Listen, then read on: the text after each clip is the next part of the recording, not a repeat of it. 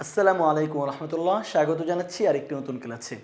আমরা আলোচনা করব ইসলাম শিক্ষা বইয়ের দ্বিতীয় অধ্যায় শরীয়তের উৎস এর বেশ কিছু বহু নির্বাচনী প্রশ্ন নিয়ে, যেগুলো সূরা আদ-দুহা এর অন্তর্গত। উম্মে জামিল কার স্ত্রী ছিলেন?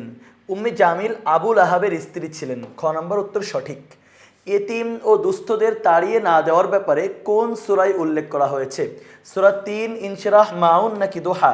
সূরা দোহার মধ্যে উল্লেখ করা হয়েছে যে এতিম ও মিসকিনদের তাড়িয়ে না দেওয়ার ব্যাপারে।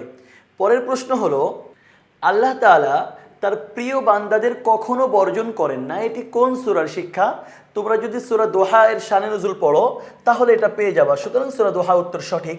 সূরা আদ-দুহায় কয়টি আয়াত রয়েছে? 11টি আয়াত। দেখো, তোমাদের বইয়ে যে সূরাগুলো আছে প্রত্যেকটা সূরা কোথায় অবতীর্ণ হয়েছে, আয়াত সংখ্যা কয়টা এবং সূরা সিরিয়াল নম্বর দিয়ে সূরা সংখ্যা কয়টা, এগুলো একটু মনে রাখবে।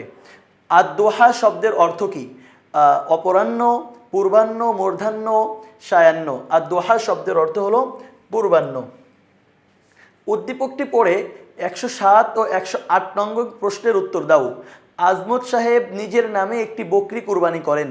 সম্পূর্ণ গোশত নিজেরা খাবেন বলে সিদ্ধান্ত নেন। পাশের বাড়ির পিতামাতাহারা অসহায় রেবেকা একটু গোশত ভিক্ষা চাইলে তাকে ধমক দিয়ে তাড়িয়ে দেন।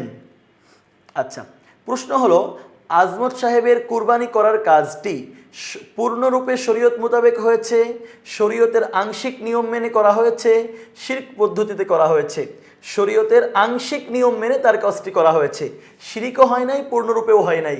কারণ সম্পূর্ণ মাংস খাওয়া এটা শরীয়তের একটা বিধানকে তিনি লঙ্ঘন করেছেন, কিন্তু এই জন্য পূর্ণরূপের শরীয়ত হয় নাই, আর এখানে শিরকেরও কিছু নাই। সুতরাং খ নম্বর উত্তর সঠিক।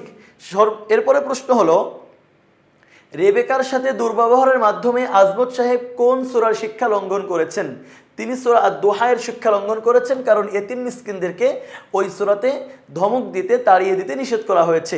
আজমত সাহেবের কুরবানির কাজের মাধ্যমে তাকে কি বলা যায়? তিনি যে কুরবানির সময় মাংস চাইছেন, দেন নাই, এর মাধ্যমে মুশরিক, কাফের, মুনাফিক নাকি ফাসিক? এখানে তিনি ফাসিক হবেন। মুশরিক, কাফের অথবা মুনাফিকের কোনো লক্ষণ এখানে নাই। পরবর্তী ক্লাস সূরা আর ইনশিরাহ সম্পর্কে, সেটা দেখার আমন্ত্রণ জানিয়ে বিদায় নিচ্ছি। আল্লাহ হাফেজ। আসসালামু আলাইকুম রহমতুল্লাহ।